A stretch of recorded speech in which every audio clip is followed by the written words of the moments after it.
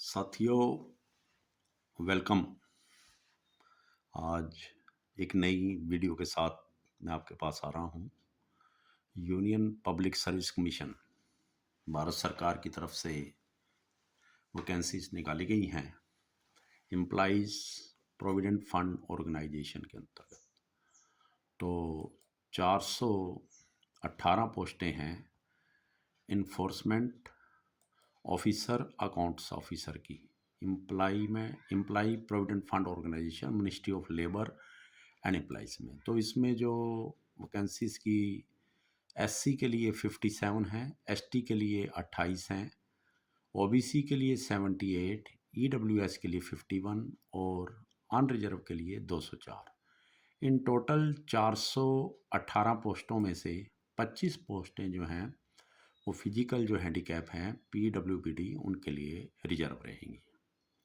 तो बहुत अच्छी अपॉर्चुनिटी दी है। एक तो ये वैकेंसीज हैं enforcement officer oblique account officer की। इसके अलावा एक दूसरी भी निकाली गई है, वो इसी के साथ इसी एडवर्टाइजमेंट में है, वो भी मैं अभी आपको दिखाऊंगा। तो इसकी थोड़ा जो ये वैकेंसीज हैं इनके लिए जो क्राइटेरिया है, ये सबसे पहले तो ये जो पोस्ट है वो परमानेंट है। द पोस्ट इज परमानेंट, बिल्कुल साफ लिखती है। तो बहुत ही अच्छी अपॉर्चुनिटी है। आ जाइए तैयारी करके, और बिल्कुल छोटा सा टेस्ट है, वो मैं अभी आपको आगे डिटेल बताऊंगा। और ये जो सर्विसेज हैं, ये पोस्ट्स हैं, ये ग्रुप बी में आएंगी, नॉन मिनिस्ट्रियल में। और पे स्केल जो लेवल 8 है वो रहेगा। और एज 30 ईयर। जो एससी एसटी या एक्स सर्विसमैन एटसेट्रा के लिए हैं, उसकी जो एज रिलैक्सेशन है वो एज पर गवर्नमेंट इंस्ट्रक्शन, वो मैं आगे आपको थोड़ा सा दिखा भी दूंगा। और इसके लिए जो एसेंशियल क्वालिफिकेशन मांगी गई है एजुकेशनल, वो बैचलर डिग्री मांगी गई है, ग्रेजुएट फ्रॉम रिकॉग्नाइज यूनिवर्सिटी और इंस्टीट्यूट एनी सब्जेक्ट। तो अगर आप बीकॉम हैं, बीए हैं, बीएससी हैं, बीटेक हैं, बीई हैं, एमबीबीएस हैं, लॉ ग्रेजुएट हैं, बीडीएस हैं, मतलब किसी भी चीज़ से आपकी ग्रेजुएशन है, बैचलर डिग्री है, तो आप इसके लिए एलिजिबल रहेंगे। तो इसके लिए ड्यूटीज़ दी गई हैं, क्योंकि ये वैकेंसीज बहुत कम निकलती हैं, कई कई साल निकलती नहीं हैं। तो जो इनका है और इन्फोर्समेंट ऑफिसर और अकाउंट ऑफिसर के लिए है, इंटरले जो है वो main recovery, accounts, administration, cash, legal, pension and computer which include the statutory and administrative post जो होती है ना, इनके लिए जो वर्क हैं वो आएंगे इसमें। Functions like conducting inquiry, settlement of claims, general administration, maintenance of cash books, reconciliation of bank statement, MIS return etcetera. और इस जो हमारा ये संगठन है EPFO, इनका हेडक्वार्टर नई दिल्ली में है, लेकिन उसने बिल्कुल क्लियर कर दिया है, क्योंकि सारे इंडिया में इनके दफ्तर हैं और नॉर्मली बड़े बड़े शहरों में होते हैं। तो ये जो पोस्ट है ये कहीं भी आपको पोस्ट किया जा सकता है। The post carries all India service liability and officer have to serve in any part of India any other condition. उसने एक और दी है कि ये ministry of labour and employment के अंतर्गत है। EPFO जो है स्टैट्यूटरी बॉडी है, तो इसलिए बहुत अच्छी पोस्ट है। तो in respect of permanent government servant appointed as enforcement officer, account officer, जो पहले से ही परमानेंट ऑफिसर हैं, अगर होते हैं तो उसके लिए एम्प्लॉइज़ प्रोविडेंट फंड ने एक प्रोविज़न भी किया है। क्योंकि ऐसा एक प्रोविज़न है कि आप पिछला जो जहाँ से नौकरी छोड़ रहे हैं वहाँ पर आप लियन लगवा सकते हैं।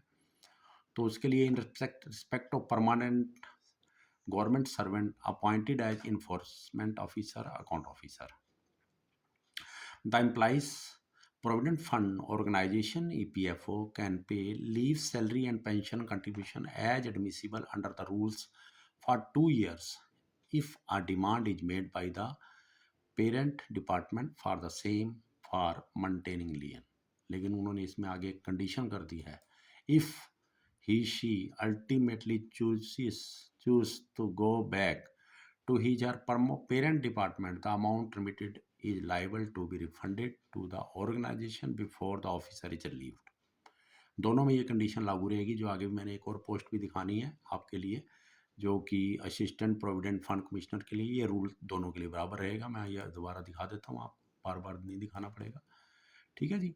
और मेरे साथियों, एक और जो गवर्नमेंट ने यहाँ पर वैकेंसीज निकाली हैं, असिस्टेंट प्रोविडेंट फंड कमिश्नर, बहुत बढ़िया है। ग्रुप ए की पो है ये, और लेवल 10 की है, और इसमें जो टोटल है 159 पोस्ट्स हैं इसमें। तो ईपीएफओ, ईपीएफसी बहुत बड़ी पोस्ट है, क्योंकि मैं खुद एक ऑफिसर रिटायर हूँ, तो अक्सर मेरे को इन लोगों से मुलाकात होती रहती थी। बहुत ही चार्मिंग जॉब है भारत में इन लोगों की, और सेवा करने वाली है ईपीएफ, क्योंकि प्रोविडेंट फंड है, छोटे छोटे एम्प्लॉइज, छोटे छोटे ऑर्गेनाइजेशन, फैक्ट्रीज एटसेट्रा, वहाँ सबसे इनका कंट्रोल रहता है और वास्ता रहता है। तो बहुत ही अच्छी चार्मिंग और सेवा करने का है। तो एससी के लिए 25, एसटी के लिए 12, ओबीसी के लिए 38, ईडब्ल्यूएस के लिए 16, अनरिजर्व के लिए 68, और टोटल जो 159 वैकेंसीज हैं उनमें से 8 जो हैं वो फिजिकल हैंडीकैप के लिए रहेंगी। और इनका एक चीज़ और जो है नेक्स्ट, ये भी पोस्ट जो है वो, the post is permanent, permanent post है, और ग्रुप ए नॉन मिनिस्ट्रियल में ये आती है, ठीक है जी। तो बहुत अच्छी, ग्रुप ए में आप डायरेक्ट आ रहे हो, आईएएस जैसे सिविल सर्विस में आप आते हैं, तो वैसे ही ग्रुप ये ए है। तो इसमें लेवल जो है वो 10 रहेगा, और एजुकेशनल क्वालिफिकेशन जो है degree of a recognised university और इक्विवेलेंट, यहाँ पर भी बैचलर डिग्री या डिग्री मांगी गई है ऑफ ए रिकॉग्नाइज्ड यूनिवर्सिटी। और इसके साथ ये डिजायरेबल दिया गया है। डिजायरेबल क्या है? Diploma in company law, labour laws, public administration, ठीक है जी। तो यहाँ पर तो वैसे डिप्लोमा लिखा हुआ है, तो नेचुरल है कि अगर कोई पोस्ट ग्रेजुएट भी है या उसके पास कोई पोस्ट ग्रेजुएट डिप्लोमा है, तो उसको भी डिजायरेबल में कुछ ना कुछ बेनिफिट मिलेगा। और ये जो डिजायरेबल है, ये आगे मैं आपको दिखाऊंगा कि इंटरव्यू के टाइम पे इसका बहुत बड़ा रोल रहेगा। उन्होंने कहा कि अगर कैंडिडेट ज़्यादा हो जाते हैं तो उसके लिए शॉर्ट लिस्टिंग करने में, जिनके पास डिजायरेबल है, जो कि उनको ज़रूरत है या एक्सपीरियंस्ड हैं, उनको इंटरव्यू में कॉल किया जाएगा, शॉर्ट लिस्टिंग में उनका नाम आ सकता है, और बाकियों का कट भी सकता है। तो यहाँ पर degree of a recognised university लिखा है। और ये जो पीछे थी उसमें आप थोड़ा सा, मैं एक बार फिर दिखा देता हूँ, जो इससे पहले वाली हमने पोस्ट देखी थी, उसमें क्या था? Bachelor degree, bachelor mean graduate, और डिग्री मीन आपके पास कोई भी डिग्री हो सकती है, ग्रेजुएशन, पोस्ट ग्रेजुएशन एटसेट्रा। ये थोड़ा सा गहरा भाव है इसमें, तो ये केयरफुली देख लीजिए, और डिजायरेबल भी देख लीजिए। अगर आपका है तो उन्होंने क्लियरली आगे लिखा हुआ है कि आप इसको एप्लीकेशन भरते टाइम बीच में मेंशन कर दें, क्योंकि इसका बेनिफिट भी मिल सकता है इंटरव्यू में बुलाने में, शॉर्ट लिस्टिंग में। तो इसके लिए एक और उन्होंने लिखा है, ये पिछली पोस्ट में भी लागू था, the qualification are relaxable at the discretion of the Union Public Service Commission for reasons to be recorded in writing in case of candidate otherwise well qualified. तो उनको छूट भी मिलेगी और उनको रिलैक्सेशन भी दे सकते हैं। ये डिस्क्रिशन है यूपीएससी की, वो यूपीएससी की एक शान है। यूपीएससी है, ओलंपिक गेम है, नोबेल प्राइज हैं, वर्ल्ड कप हैं, सिविल सर्विस है, इनकी अपनी एक शान है यार, यूपीएससी में अप्लाई करना और तैयारी करना। वो आगे हम जाएंगे, थोड़ा सा डिस्कस करेंगे, क्या मज़ा है। तो ड्यूटीज़ वही जो ऐसे मैंने आपको बताया है, इन्फोर्समेंट की वही, रिकवरी, अकाउंट्स, एडमिनिस्ट्रेशन के, cash, legal, pension and computer, which include the statutory and administrative function like conducting inquiry, settlement of claims, क्योंकि यहाँ पर क्लेम्स आते हैं ना प्रोविडेंट फंड वगैरह के, जैसा कोई पेंशन का है, कोई और रिकवरी का है, तो वो सारा जब आप पढ़ेंगे तो आपको सारा होगा। क्योंकि मैं तो इन लोगों से मिलता रहता था और मेरा इनसे वास्ता रहता था, क्योंकि मैं खुद एक स्टेट बैंक ऑफ इंडिया से सीनियर ऑफिसर रिटायर हूँ, तो इन लोगों से मेरा अक्सर रहता था, हमारा आपस में टाई अप रहता था। तो general administration, maintenance of cash book, reconciliation of bank statement, MIS returns, इसका भी हेडक्वार्टर दिल्ली, वो पहले ही बता दिया था, ठीक है जी। तो वही ये, पर इसमें पोस्टिंग कहीं भी हो सकती है थ्रू आउट इंडिया में। तो ये स्टैट्यूटरी बॉडी है, पहले ही बता दिया गया, ज़्यादा इसमें टाइम नहीं लेंगे। तो ये मैंने पहले भी बता दिया था कि 2 साल का आप लियन रख सकते हैं और वापसी आएगा। और इसको अप्लाई करने के लिए जो डेट है वो 25 फरवरी 2023 12 बजे दोपहर, मतलब आज से ये स्टार्ट हो जाएगी 25 फरवरी से, और 21 दिन इसमें जो है वो दिए गए हैं। आप 17 मार्च 2023 को शाम 6 बजे तक, ये ध्यान रख लेना, शाम 6 बजे तक है। नॉर्मली कई एडवर्टाइजमेंट्स में रात 12 या 11:59 59 का होता है, परंतु इसमें 6 बजे तक है। और आगे क्लियर कर दिया, date of determining the eligibility of all candidates in every respect shall be the prescribed closing date for submission of the online application. जो लास्ट डेट है वो रहेगी, जैसे यहाँ पर 17 तारीख है, वो उसमें कंसिडर की जाएगी। और इसमें एक और चीज़ उन्होंने बताई है, प्रिंट आउट जो एप्लीकेशन भरेंगे ऑनलाइन, इसका प्रिंट आउट जरूर रख लेना, क्योंकि वो आपके इंटरव्यू के टाइम पे काम आएगा और वो देखेंगे वहाँ पर।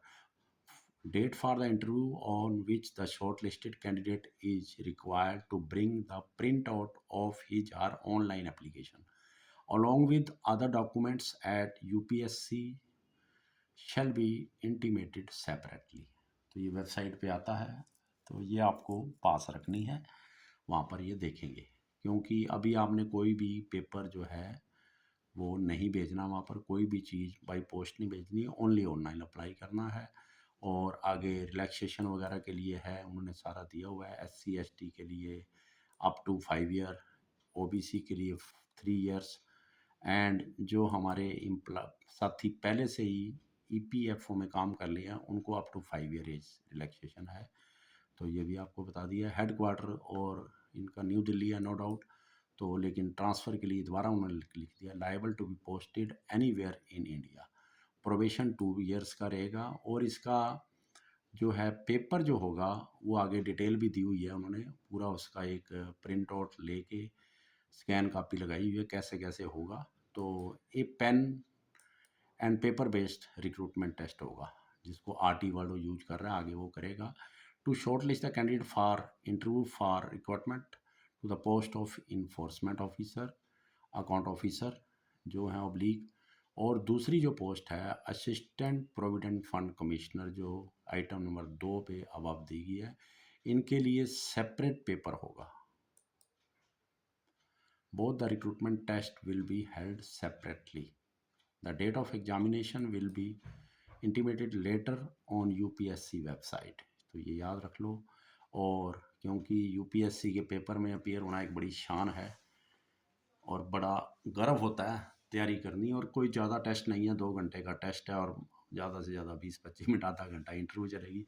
तो लगभग 2.5 घंटे अगर आप UPSC के साथ रहते हैं और ज़िंदगी में क्लास 1 ग्रुप A और ग्रुप B की सर्विस को ले सकते हैं, तो दिक्कत नहीं है।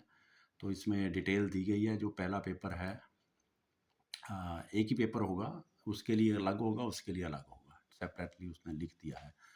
Test will be of 2 hours, 2 घंटे का पेपर होगा, और जितने क्वेश्चन होंगे all question will carry equal marks. The test will be objective type question and multiple choice of the answer. The medium of test will be both Hindi and English.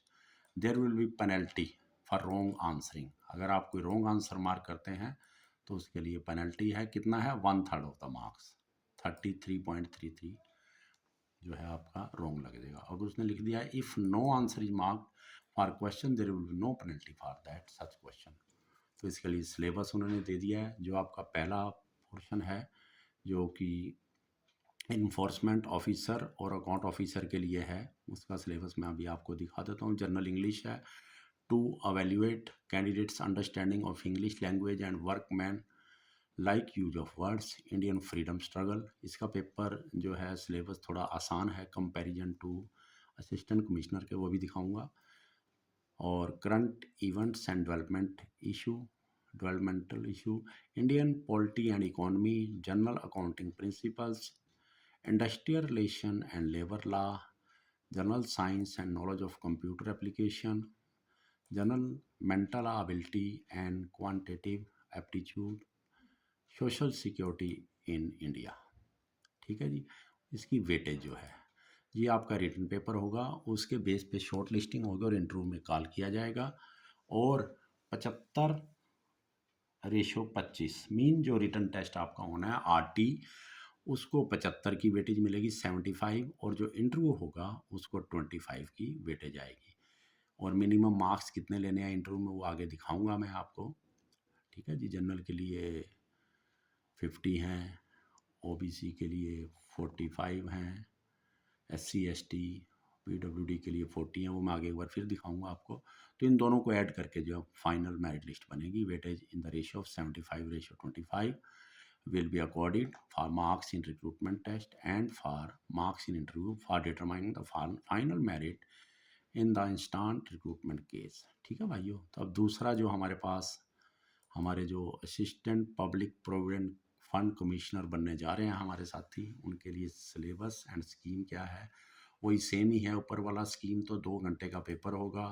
All question carry equal marks. Test will be objective type question with multiple choice of answer. Medium of test both will be both Hindi and English, and there will be negative marking penalty wrong answer वही 1/3 जो पहले मैंने दिखा दिया था आपको। इसमें जो सिलेबस है उसको भी मैं थोड़ा सा एक बार पढ़ देता हूँ आपको, ज़्यादा नहीं है।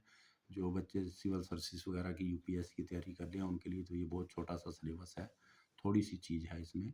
जनरल इंग्लिश है वही same, to evaluate candidates' understanding of English language and workman-like use of words, Indian culture, heritage and freedom movement and current events, population development and globalization, governance and constitution of India, present trends in Indian economy, accounting and auditing, industrial relations, labor law, insurance, basic knowledge of computer application, general science, elementary mathematics, statistics and general mental ability, social security in India.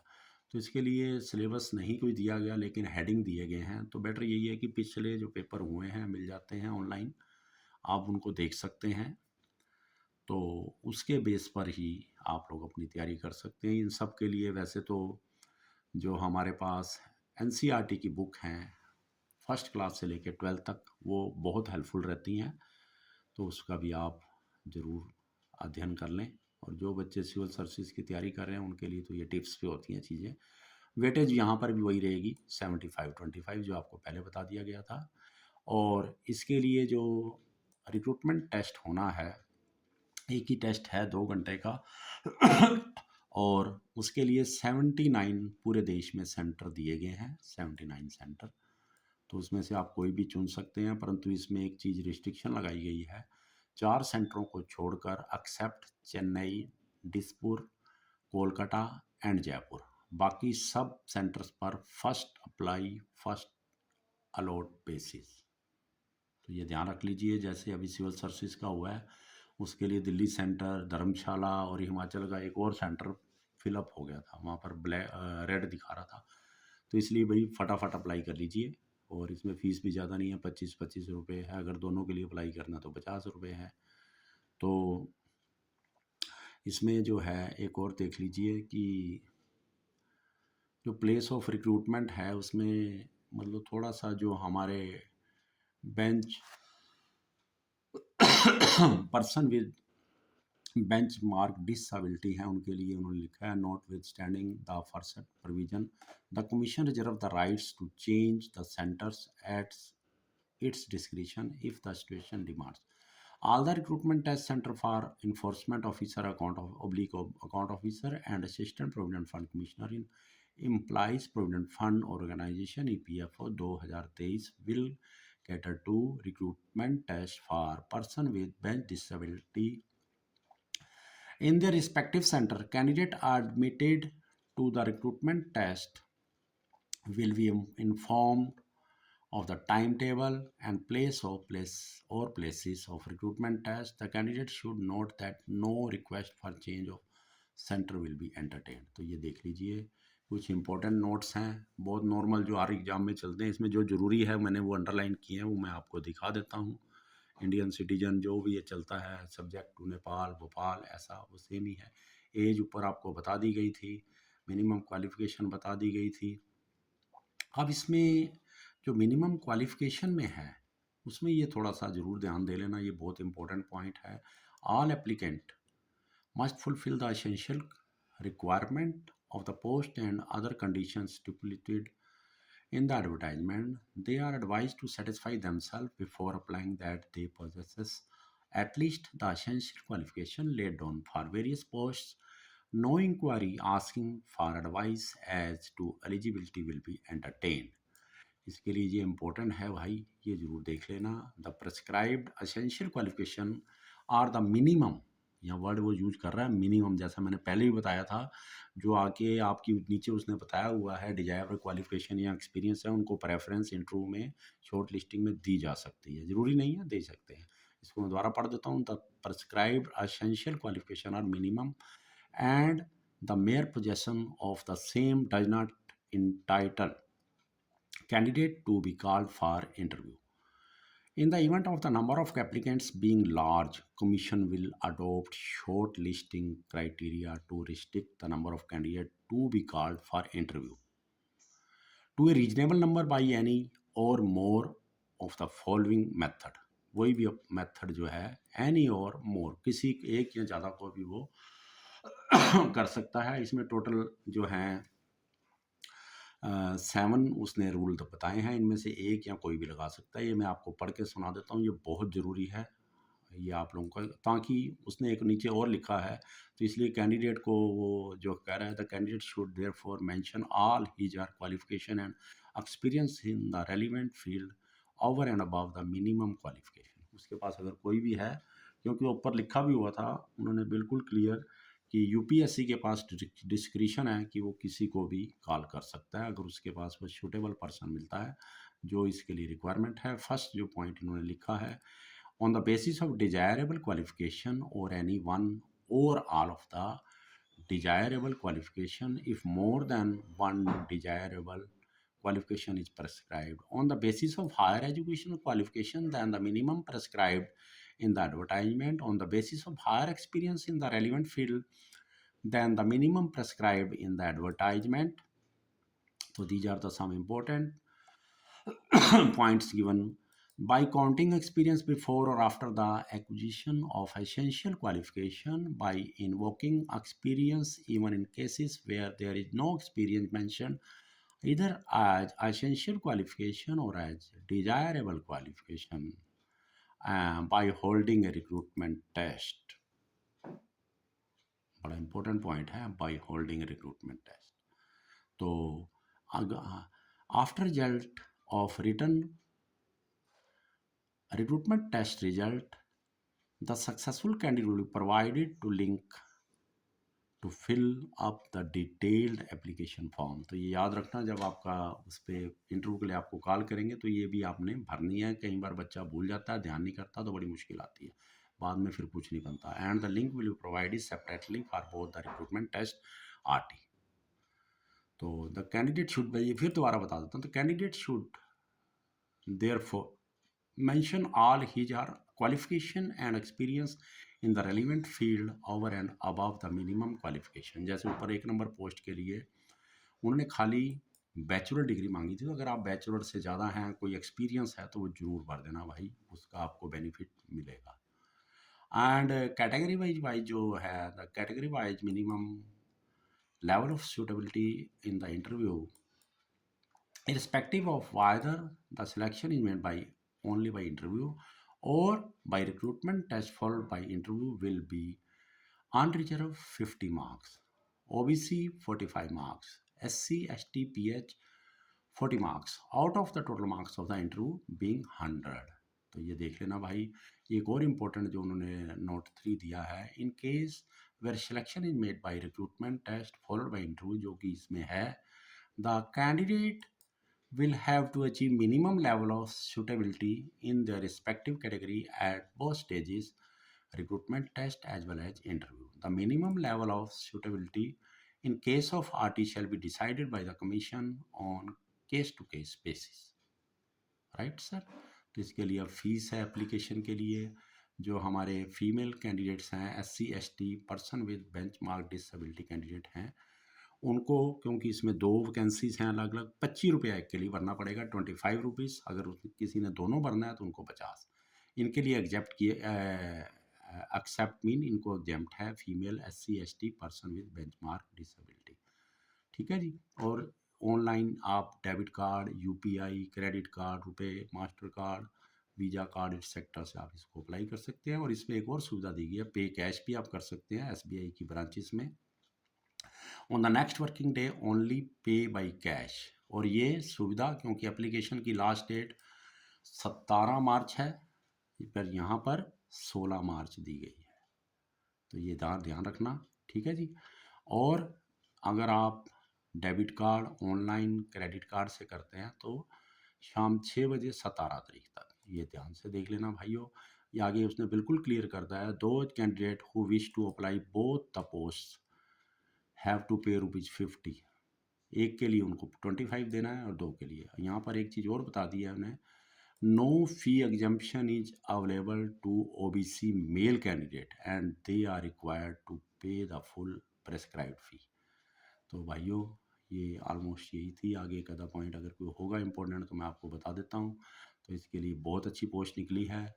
Candidate need not to upload any document except photograph, signature and identity proof while filing up the online application. तो आपने नहीं करना। एक ये नया system OTR आया है, जिन्होंने सिविल सर्विस भरा होगा उनको पता ही होगा, मॉडिफिकेशन है।